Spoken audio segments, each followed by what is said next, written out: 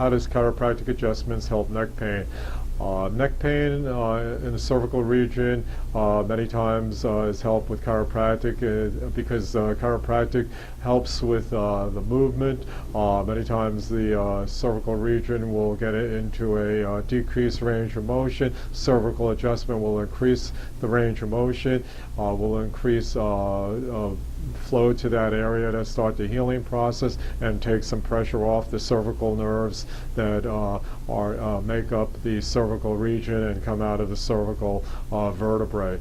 And that's how chiropractic adjustments help pain in the cervical region. I'm Dr. Michael Sofer from Central Florida.